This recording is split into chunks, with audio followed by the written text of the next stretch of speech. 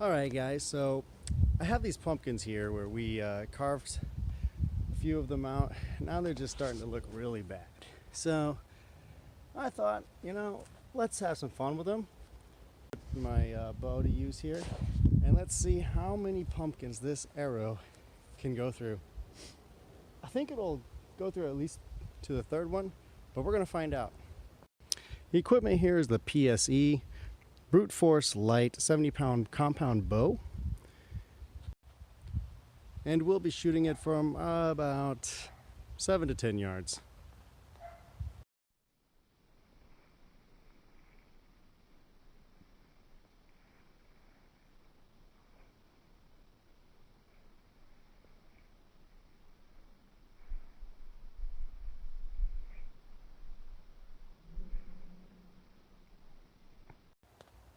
And for safety reasons, might I add, do not try this at home. Don't worry, I've taken the proper precautions here. We've got a styrofoam target, and if it goes through that, it'll definitely stop in this one.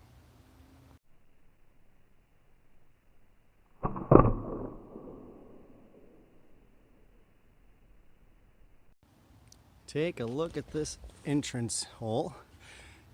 You can see a nice hole there with the fletching lines there that cut right through it, sliced right through this rotted pumpkin here.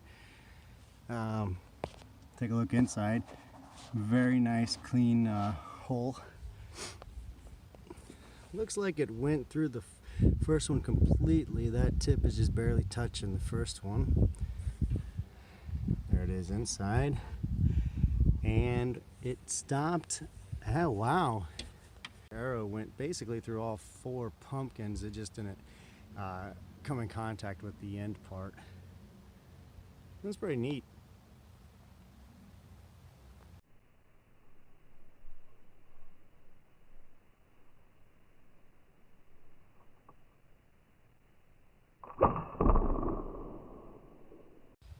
Alright, I've got something else to show you guys. I also shot 2 more arrows.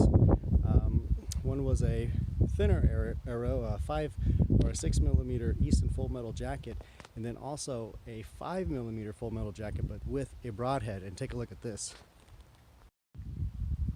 I mean, all of them made it through the first pumpkin, no troubles there, obviously.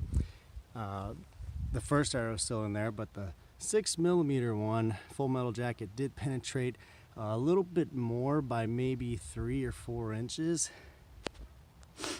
And then, yeah, you can see it's a lot deeper there. There's the difference. And then the Full Metal Jacket 5 millimeter by Easton with the broadhead. There it is there. That made it the furthest, obviously, with the Wasp Archery drone broadhead almost touching my target there. But that's pretty neat. That's definitely good penetration there.